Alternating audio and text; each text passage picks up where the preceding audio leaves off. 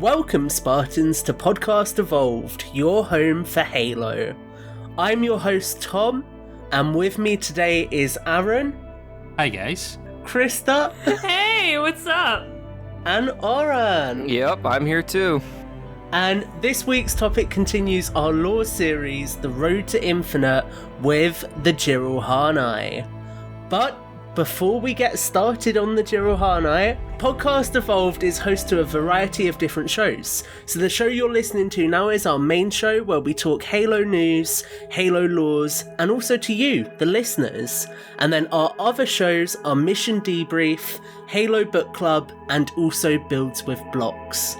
And you can learn more about each of them on our awesome website, halopodcastevolved.com. If you're already a fan of the show, we ask you to rate us and leave a review. We greatly appreciate all of the feedback that we receive from our listeners to improve the quality of our shows. And as well, we would like to take this moment to say a massive thank you to all of our patrons for their continued support. So thank you so much to all of our Patreon members. Thank you. Yes, thank you guys. As a part of our Patreon, our patrons receive a variety of exclusive rewards, such as early episodes, unique swag, and access to our own soundtrack album featuring 18 unique songs. And you can head over to patreon.com/HaloPodcastEvolved to learn more. And finally, we also want to encourage our listeners to support Audible, where they can enjoy the growing collection of Halo novels all in one place, along with thousands of other novels, guided wellness programs, and much more. You can use the URL audibletrial.com/podcastevolved to learn more and start your free trial today. So, Oran, were you going to host the lore segment today, yeah? I will, yes. So, like Tom graciously introduced at the top of the show, we're going to continue our road to Infinite. Last time we discussed the Oni Archive, and if you recall, that is the 6-part in-universe informational video series that was tied to the real-world PC releases of each Halo game in the Master Chief Collection. And the videos were produced by Oni Section 2 under Director Schaefer's public awareness campaign to educate United Earth government civilians on the application of the Spartan program and their impact during the final moments of the Human Covenant War, as well as some insight into a growing new threat on Requiem. And that's kind of how it was paired up in universe. And so we talked about those 6 pieces of videos, and we discussed kind of their information, the propaganda involved, and there's also some background narratives that get explored. So if you missed that episode, you can go back through our podcast feed and catch up, or you can check the episode out on our website or on our YouTube channel. Today, we're talking about the Jiralhanae, also known as the Brutes, that have been featured in most of the Halo games. We know that the Banished are in Infinite as of this recording, and we've already covered the Banished in our Covenant Remnants episode from a couple months back, and we've kind of also covered other quote-unquote enemies that could appear or could be a threat in some capacity in Halo Infinite, and those would be the Flood, Sentinels, and Prometheans, or kind of the mechanical composed Prometheans that we fight, as opposed to the Forerunner Prometheans of time long ago. And since the Jiralhanae is the primary species within the Banished, we felt that these, quote, damn apes deserve their own episode, to quote Johnson over there.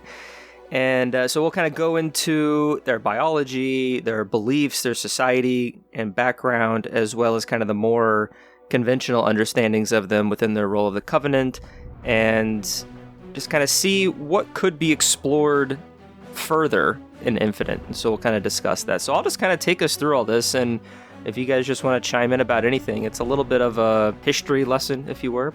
But the Jiralhanae, they're a carnivorous sapien species of pseudo-ursin mammals.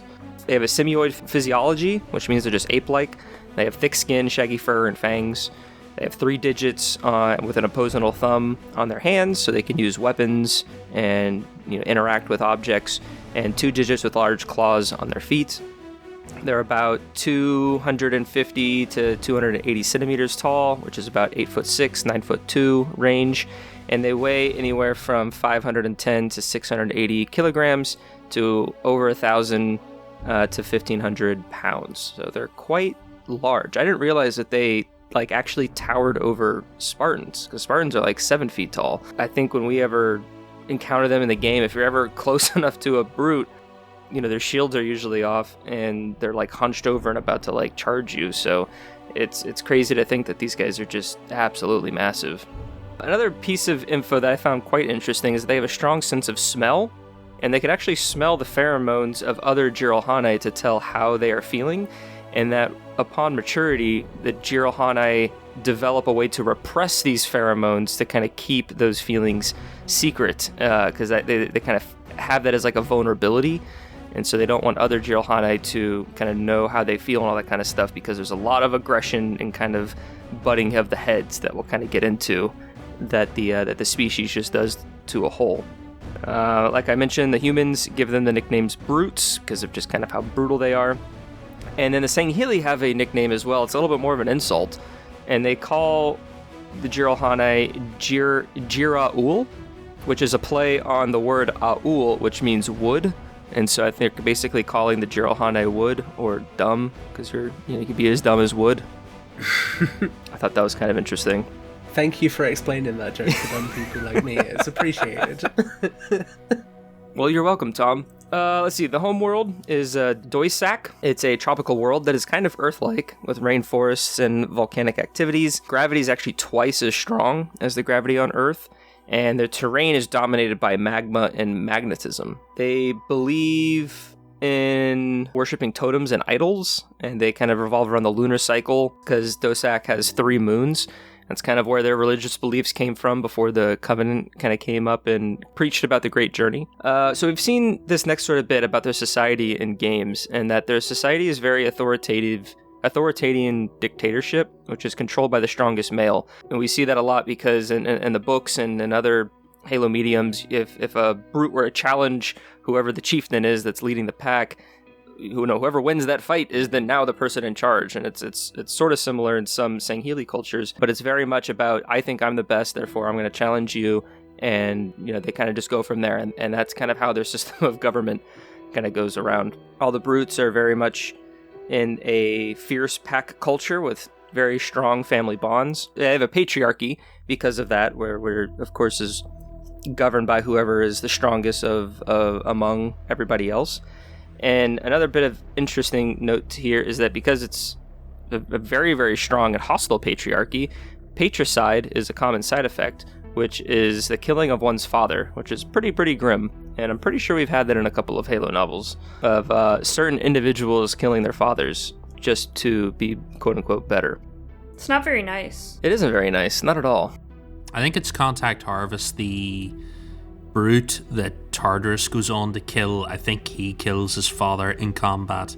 Castor? No, I think it's Maccabeus. Castor's from Keepers of the One Freedom. He pitches it like this good, glorious thing where his dad, toward the end of the fight, puts his hands down and takes the blow to the head with a smile on his face, and it's like, it was a touching moment between father and son before I killed the fuck out of him. Jesus. Yep. They're really nice people. You love to have them as neighbors. You can understand why they're so bloody aggressive, because they're constantly scared that they're going to get their heads caved in by the person stood next to them. Yeah, pretty much. I've been dealing with my dog all week. I am totally prepared for brutes, not a problem. Oh, goodness. Have you been worried that she was going to do the same thing? Pick up the gravity hammer and just look down onto you? If I woke up in the middle of the night and she was above me, I wouldn't put it past her, no. Well, you heard it here first, folks. So, female Jiralhanae serve as mainly mothers and caretakers. They don't have any military roles, so they're just kind of just in the background. It's really all that we know about them. I want to see lady brutes. Brute what? I want to see brute ladies really badly. I want them to be not like a dodgy... Alright, you're creeping me out.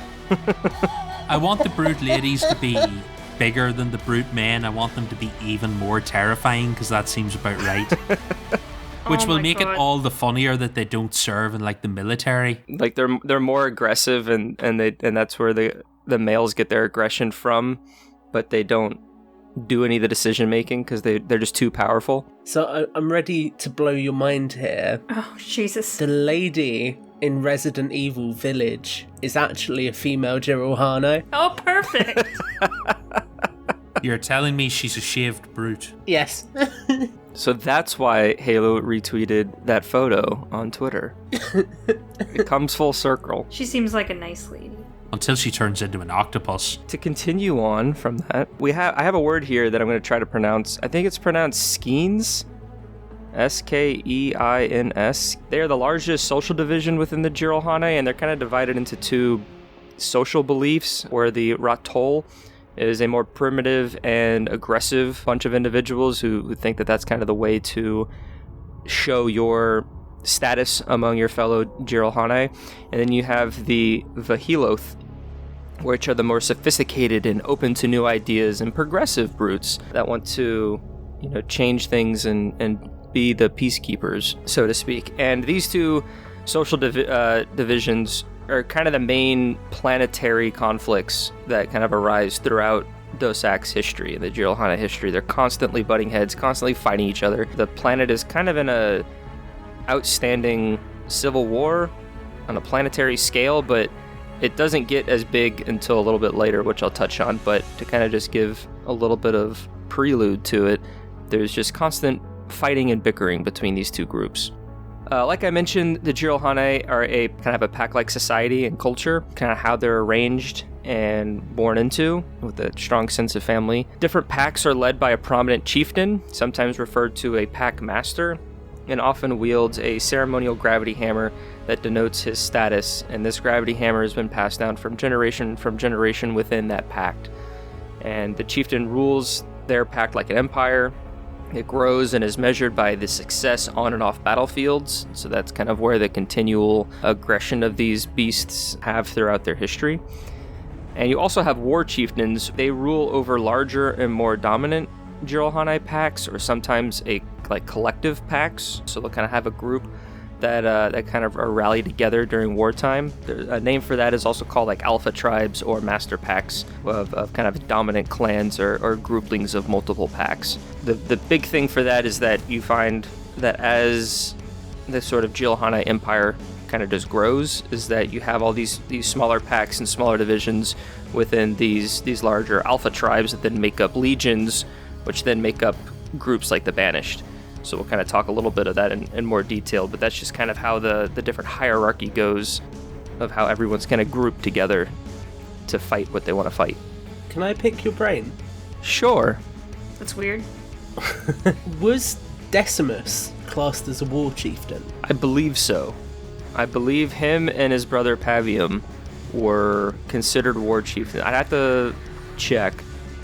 Decimus is the lieutenant. You're thinking of Pavium and Voridus. Oh, right. Decimus is the big guy you kill in Halo Wars 2, isn't he? Yeah, the guy in the mech suit. Isn't he a lieutenant? He probably is a war chief, but... He might be a lieutenant to Atriox. Yeah. But I would imagine he's still a war chieftain because he has a large... Unless a lieutenant is at a higher status than a war chieftain, to where maybe Pavium and what's his brother's name? Voridus. Voridus. Maybe they're war chieftains to their collective groups. Because later on, because we do have Legion. Let's kind of skip ahead here. We do have Legion masters, which lead what the Banished call a legion of brutes. And within that legion, you have again multiple clans and multiple tribes and multiple packs that this legion sort of makes up, and it's almost like a following and it's kind of their own civilization within this legion.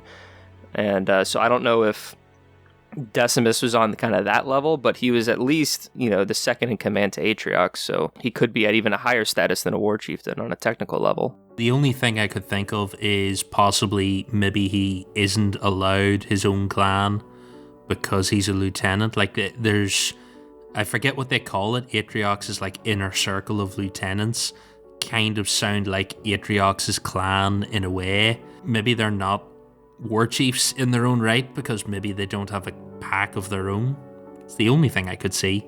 Or maybe Atriox is the war chieftain and then Decimus is just his lieutenant. Yeah. I only ask because I'm trying to kind of get my head around just how big the Banished is in comparison to other brute factions. Because obviously in Halo 3, you come across war chieftains very rarely. So I'm just trying to picture in my head, well, if that's a rare occurrence and they're one in a blue moon, how big must the Banished be if they have several of them, if that makes sense?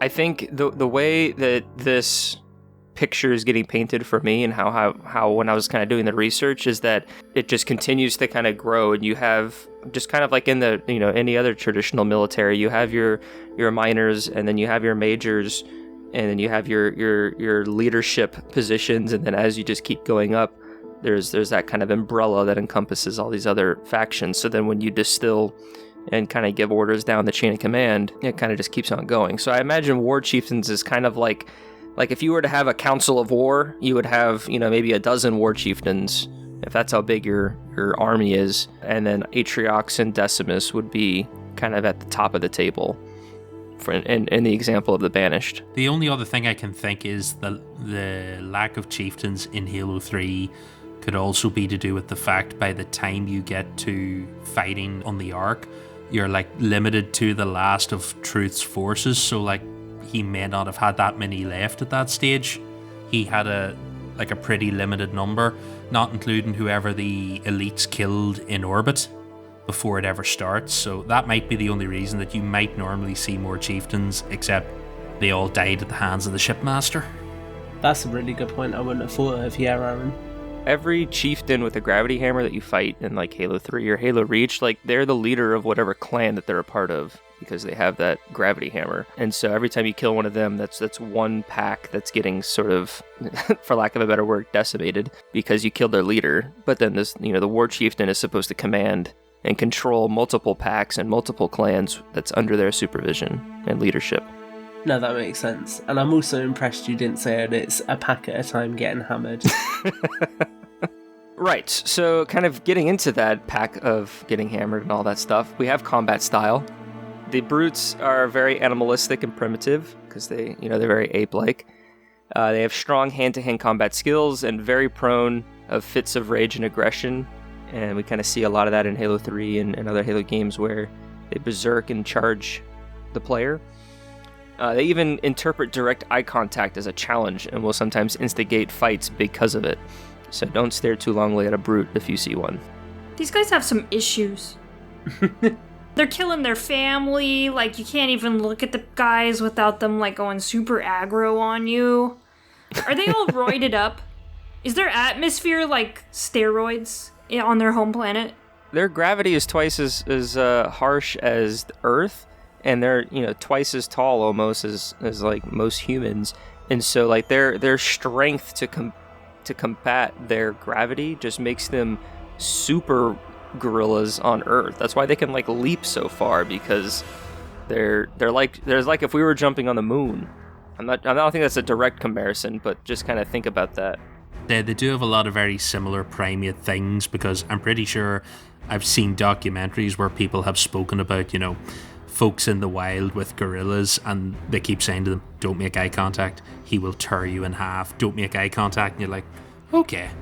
So lastly, for combat, the Jiralhanae prefer using weapons from their homeworld, and their weapons aren't overly notable for being extremely, or they are notable for being extremely dangerous and somewhat primitive when you have all these blade attachments to their weapons. So you have your spikers and your maulers, your brute shots, and your gravity hammers. Again, that's still kind of almost hand-to-hand combat-y feel, and very animalistic and brutal, very dangerous and deadly, even if it's not the high-powered plasma that the Covenant and Sangheili used to fare. So that's kind of their general overview, I'd say, of them as a race. To kind of go into a little bit of their history, because it is a little interesting of just how aggressive these guys are. To go all the way back to the beginning, the Jiralhanae were indexed by the librarian and reseeded on Dosak after the firing of the Halo Ray, just like humanity was on Earth. But then we'll jump thousands of years after that. And despite their constant aggression and civil conflict, the Jiralhanae proved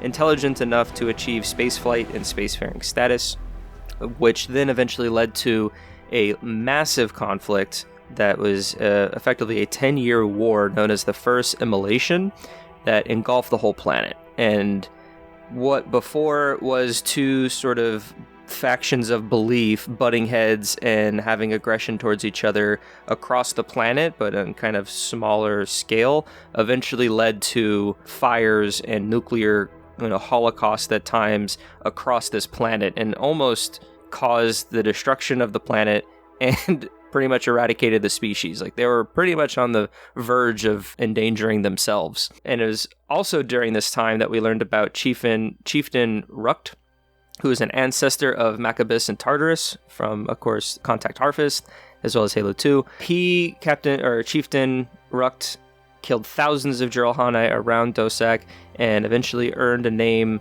the Fist of Rukt, for his clan's warhammer that later appears all the way in Halo 2. So cool little note there. And then after this 10-year war, it didn't really say how it ended. It just kind of did. So I think they were just kind of tired of fighting each other, or did they just reach a point to where they're like, all right, we need to like tamper our aggression a little bit and just start rebuilding the planet. And it was at that point that they started doing all that. And then the Covenant came and discovered the Jiralhanae and showed them their picture book of what the Great Journey was all about and absorbed them into the Covenant hegemony in 2492. There's a really cool note there about them having nuclear weapons. That really stands out to me, because when you look at them, you kind of think that, like, if they didn't have the technology of the Covenant, they'd be a little bit less technologically advanced, perhaps, than humanity. But actually, the fact that, looking at that, they'd already gone through their nuclear age and then come back out the other side of it, suggests that they're a little bit more technologically advanced than a lot of people give them credit for. No, very much so. And there's no doubt that the Covenant, like Armada and technology, definitely advanced their species. But yeah, it would have been interesting to see the Covenant arrive at Dosak before this planetary civil war, because the brutes could have been a little bit more combative, perhaps? No, yeah, I could see that. Definitely a very interesting note there. But then within the Covenant, in the beginning at least, the Jiralhanae primarily served as Covenant shock troopers and the secret police that was kind of described in the article. We learn a little bit about this in in the Rise of Atriox series, kind of talk about how brutes were effectively just kind of kill squads that would just be dropped into some almost unwinnable mission, and the Covenant didn't seem to have any sort of remorse for what became of them. And some brutes just kind of blindingly followed the Great Journey and followed the new belief that the prophets were kind of preaching. But then you had other brutes who were a little bit more smarter and were like, hang on a minute, this doesn't look so right. And in the midst of all that, the Sangheili and them very quickly grew disdainful of each other and didn't like each other and had a lot of continued butting heads, so to speak. But because the Sangheili were already regarded highly of the prophets and were in charge of the Covenant's military, the kind of a union of different Sangheili commanders very quickly convinced the Covenant High Council to kind of pose these restrictions for the Jiralhanae in terms of like technology and overall sort of voice within the Covenant, just further suppressing them. So kind of, Tom, again, what you're saying is they're definitely capable of more, and even in the early years, the Covenant suppressed them to take advantage of them. It's quite interesting when you look at it as well, because actually the Covenant did adopt quite a bit of their technology, because vehicles like the Chopper and the Prowler, I'm not sure that the Covenant would necessarily have had much input in those. They kind of feel like vehicles that the brutes already had access to anyway. I mean, obviously with the Prowler, I imagine the plasma turret was a Covenant addition, but beyond that, I could quite easily see them already having those kinds of vehicles.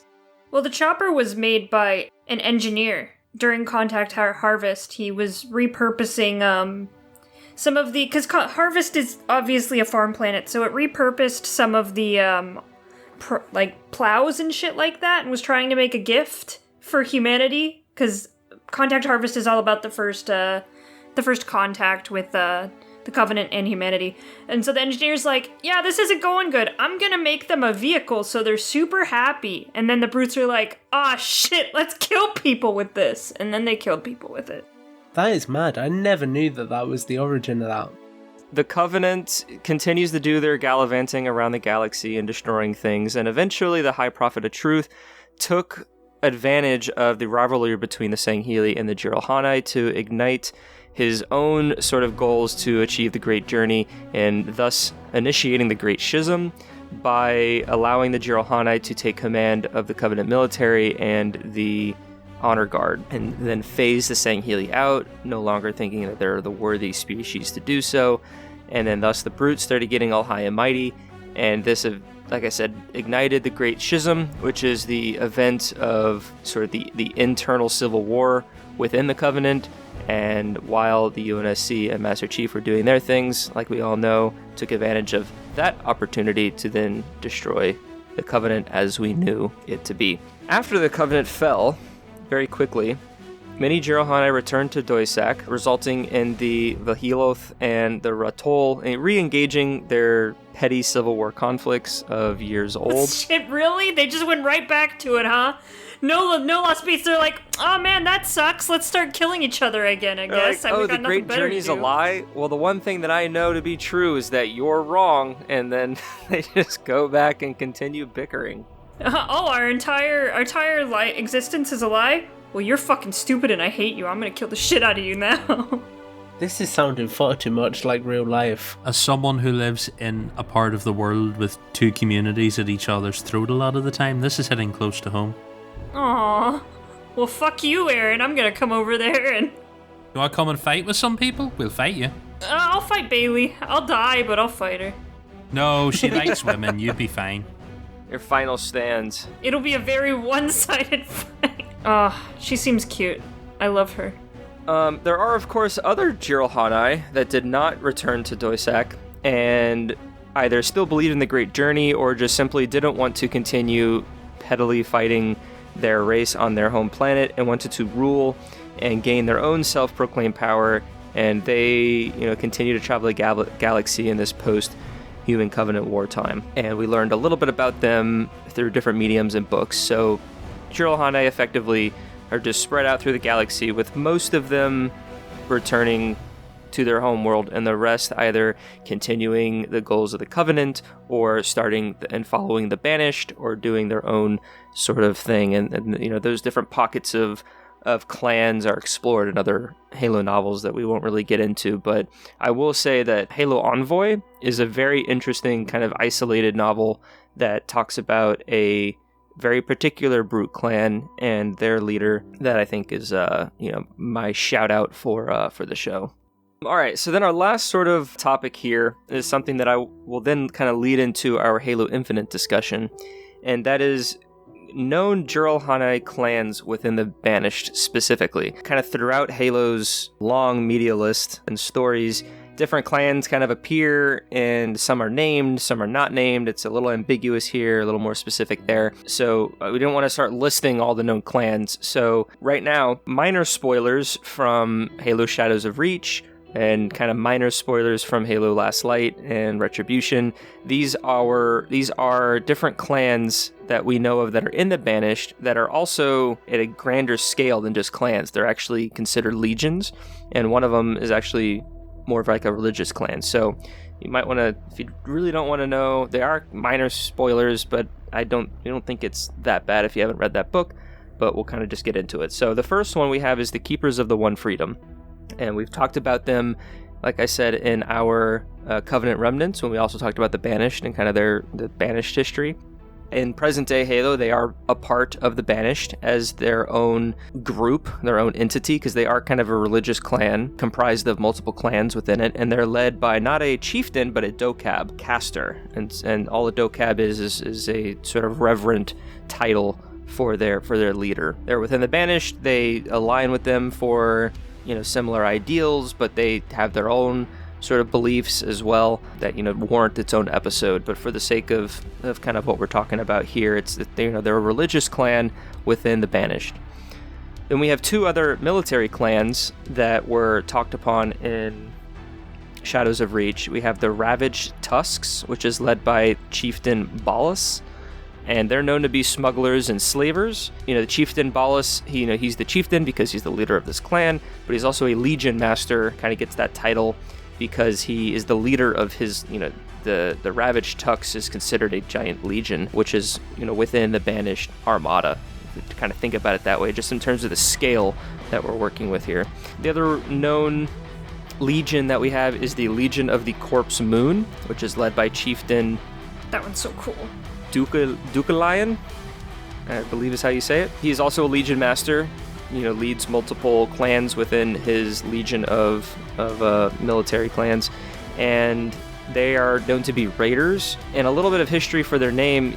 The name pulls from one of Dosak's moon, because it has 3 moons, like I said earlier, which is Soyrapt, I believe. And that moon is nicknamed the Corpse Moon because it is lifeless. So they don't hail from that moon. Of course, they hail from Dosak, but they, this might have some religious sort of undertones in there because prior to the Covenant, Jiralhanae believed in the moon cycle and worshipped totems and relics and things like that. So there could be some, mix between religious and military clans. So the reason I highlight these 3 is because if we see these 3 clans or these legions in Halo Infinite, great. But if we don't, it does invite the opportunity for other clans to be discovered and us, learned about and to see what their history is within Halo Infinite. And with these different clans, also invite different sort of encounters. So to kind of open it up to the floor, the kind of first thing I have here is that, we obviously will see the Jiralhanae in Halo Infinite. They're a part of the Banished, and so are, other species from the quote-unquote, from the Covenant that we're kind of used to playing over the past 20 years. But so do we think that with these different clans being sectioned within the Banished, as we fight our way through Installation 07 to do whatever the Master Chief needs to do, will we learn or see any of the culture of the Jiralhanae that we've kind of seen before, or maybe haven't seen in a video game or haven't even learned about on Zeta Halo? Or do we kind of think that it might be a little bit more surface, just military operations of the Banished forces in a general sense? So I don't know who wants to just kind of take it off from there, but kind of how do you see some of this being incorporated into the gameplay and the art style? I think it depends whether there's going to be like audio logs or something along those lines. I could see them kind of diving into kind of the general Jiralhanae culture through something like that, but I don't think we're going to be seeing it in gameplay. Okay. I think it depends on the format that Halo Infinite has. What it really boils down to is the timeline. I think that will ultimately influence it.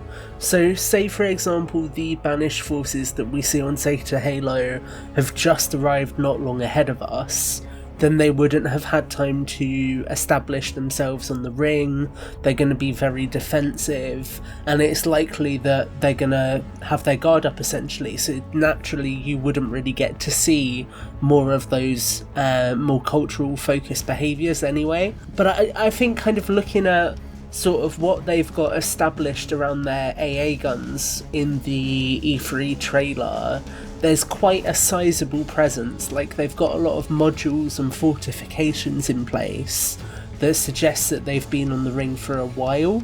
So I could easily see them factoring in some things as a part of the gameplay where, say for example, you're the chief, you're going into a Banished base in active camo with a suppressor to do an objective because you've not got the manpower to do a full frontal assault. It might be that while you're going through the base, perhaps some of the idle behaviours have little nods to the culture and also how they interact with the other species like the Ungoi. I think that would be quite easy for them to implement, especially if you kind of have those different levels of alertness across the facilities that are on the ring. But I think if it's a case of, oh, Escharum has deployed us here and we are going to do this objective right away, then there probably wouldn't be any natural way to explore it beyond something additional like Krista says. I hate to mention the dreaded D word, but Tom can relate to me with this one. when you play in the open world in Division, you will sometimes come across factions fighting. You sometimes come across factions fighting each other where you're not involved. Very similar to the Flood and the Covenant fighting in earlier Halos. So I could easily see that, even though they're all the Banished, and they've already established this in mild spoilers for Shadows of Reach, that they're not all getting along and they like to fight among themselves, even though they're like working for one unified goal. So I could very easily see different factions in an open world fighting with each other, or maybe something like a Far Cry. Maybe you can coax a faction or a patrol to follow you and then have a different patrol take them out, lead them into an enemy camp, things like that. Like, that's a very easy way to establish a little brute culture personality very quickly.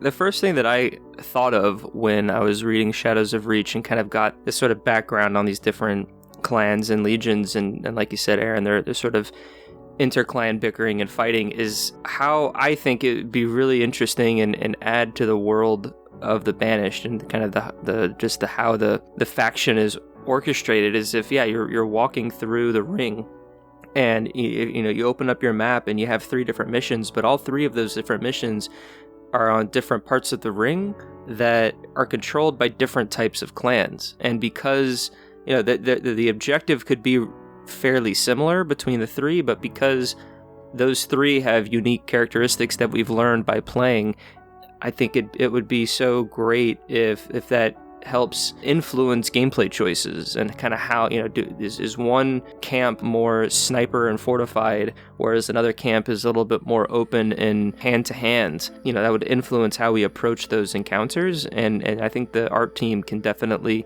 go a little bit more with, so it's not just kind of the basic red armor that we see in like Halo Wars 2, where everything is unified, and we can still have that unity, but maybe we have banners or different insignias to kind of denote the subtle change in clans and stuff like that. And I think, I'm not necessarily hoping, but I think it'd be a really cool opportunity for 343 if they had the time and resources to explore that. It would just very much enrich the kind of gameplay and replayability of the game. Are you ready for me to set unrealistic expectations that are gonna absolutely crush you when the game releases and they're not in there? I live for that.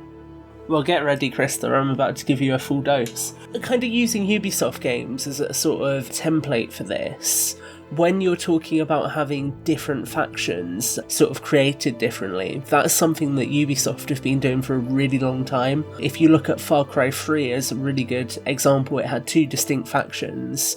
You had the Private Military Corporation, who came in towards the end with loads of high-end technology, vehicles, heavily armed guys, and then you had Vars's pirate group, who were just a bunch of ragtag guys who couldn't give less of a shit, basically, and were just running around with AK-47s.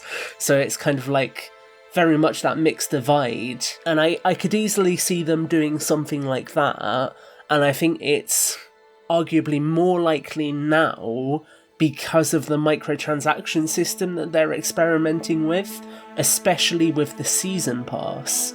Because if you think about it, even that, currently, there's a version of the Carbine skin in, I think it's Halo 3, that is a Keeper's skin, and I could quite easily see them, because I think it's fair to assume that Infinite's going to have a Season Pass, see them doing like themed Season Pass content around different factions, where they could just pull content that's already in the campaign and put it on a Season Pass. So I think from the standpoint of looking at it with financial longevity in mind, it would make sense to have loads of different factions in place so you can then play with that moving forwards. But more to my mind-blowing point, another thing that Ubisoft has done recently, and a really good example of this is Ghost Recon Wildlands, is this idea that you have loads of mini-bosses that affect the main boss, and you do different missions to ultimately impact that mini-boss before you can reveal them. What if, instead of taking out a mini-boss, there were different missions you could do that would destabilise the relationship between the different factions? So kind of similar to that dynamic you see in Shadows of Reach, you could maybe do like a sabotage mission. Political espionage. Yeah, it's what I want from my Halo. I could genuinely see them doing something like that, where as a side quest you sort of weave that distrust within the factions, so then they're fighting each other and you can use that as an advantage to then perhaps lessen the resistance you have on main missions or something along those lines. That would be wild. I'm gonna say, this kind of goes into the next question you're gonna ask, Warren. I'm going to say the other D word. Not division, but destiny. We got double D's here. I'm not that caught up with Destiny, but Destiny has been doing this cool thing with their seasons, that all of their seasons come with not only, player content with, like, armor and bullshit like that. It also comes with a new, like, story thing that goes on for this entire season. So for 3 months, there's, like, a story thing going on with, like, cutscenes, and then there's an objective and shit like that. So it would be interesting to see if Halo Infinite was going to do post-content, that maybe some of the post-content will be revolving around one particular, like, person or clan or something like that. Oh, okay. Yeah, that's a very easy avenue to, like say the Ravaged Tusks is in Infinite. You could have the season of the Ravaged Tusks, so to speak. Yeah, I could see that very easily being implemented by taking that. Oh, that's a good point. Going back to the first D word, I almost wonder, there's a lot of D's in this episode, I almost wonder if they're gonna do something similar to Division 2, where, say for example you defeat Escharum in the core campaign, maybe after you defeat him, a lot of the factions start vying for your attention. So maybe you get that division after you kill the figurehead that's unifying them all, and in the wake of it they all begin fighting each other and it kind of opens up a whole new conflict. I could see that being quite a natural way of then leading into future stories. The thing that gets me is at the end of Shadows of Reach, they have the who's who of the Banished parade, where they name drop a load of people and then clearly had no mention of them. But if you told me you were going to have to take a different one out each season in Infinite as post-game content, I could totally see that. Destabilize a faction, maybe drive a faction into another faction. There's a lot of potential with one big all-encompassing enemy that still fight with each other on top of everything else, so I could see stuff like that, or Season of the Corpse Moon. You could go either way with that sort of shit. You could have one or the other. So, I think it's handy the way they have that Banished can line up and be whatever we need them to be. Yeah, I get that. So, here's some food for thought. Let's say, for example, that the Harbinger isn't Cortana in Halo Infinite. I know we've speculated that it probably is, but say it isn't. Could you potentially see a point in the campaign where the Created show up and some of the Banished legions align with them and some of them don't, and it kind of creates a divide there? Could you guys see stuff like that maybe happening in it? I totally could. It would be interesting to fight 3 clans that are with Cortana and get the technological advances of Cortana and the Prometheans, and then you fare them against the true Banished. Then that offers varied gameplay between the two sort of enemy factions that you're fighting against. Think of the Grunt Goblin that was created for Halo 5 Warzone. The Goblin was created by Cortana and the Created, and kind of gave that to the Grunts, and kind of rose their status by having this formidable mechanized grunt that can run around. And so just think about what the Banished, or what the Created are able to do to a Banished clan, and kind of elevate them to give them Promethean firepower and things like that. And there's your third faction within a Banished sort of divide. So I could totally see that being something that they embrace. Well, I think we should wrap it up there. We're approaching our time, and this conversation, I think kind of unexpectedly for me anyway, kind of leads into what we're going to be talking about next on the Road to Infinite. This is, if you're keeping track and counting, episode 15. We're going to do 20 episodes. We've kind of planned out which ones we're going to be doing. And the next 4 episodes are going to be a little different in format. Up until this point, we've kind of given a lore topic, whether it's like a clan or an enemy or a belief or an event, whatever it's been over the past 15 episodes. We've kind of given you a history of that and its place in the Halo universe, and talked about how it would either influence or appear or bring back into Halo Infinite. So we've kind of contextualized it mainly on a lore sort of basis. The next 4 episodes that we're going to do, we're going to take a look at the game side of it. And so we'll be looking at all of the Halo games and taking pieces from them to see how they will translate into Halo Infinite, because we've already started seeing some of those, classic art styles and gameplay mechanics surfacing through the July showcase last year, as well as some of the Infinite blogs that have been coming out monthly for 2021.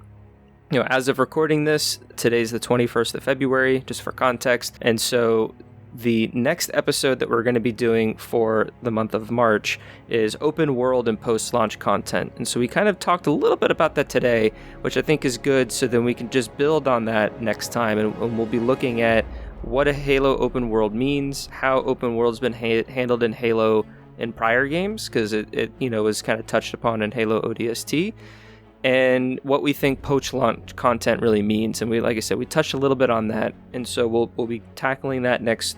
And then the remaining 3 episodes after that, we'll dive into other sort of gameplay-centric topics.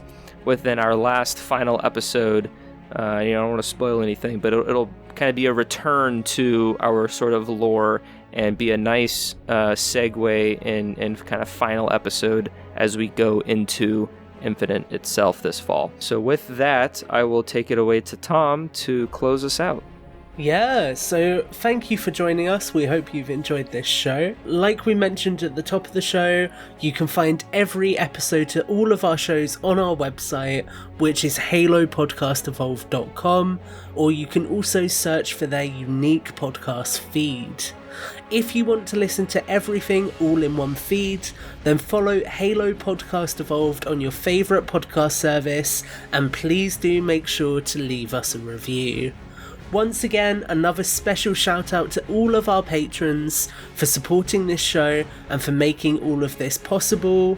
Head to patreon.com/Halo Podcast Evolved to learn more. And finally, if you want to leave us a voicemail about this episode, a previous episode, or about anything else Halo related or not Halo related. Oh no! Oh no! He opened the can. Give us a call at 205-EVOLVED. That's 205-386-5833, a number which makes no sense to me as a British kid. With all of that said, I've been your host, Tom, and until next time, evolve! Evolve!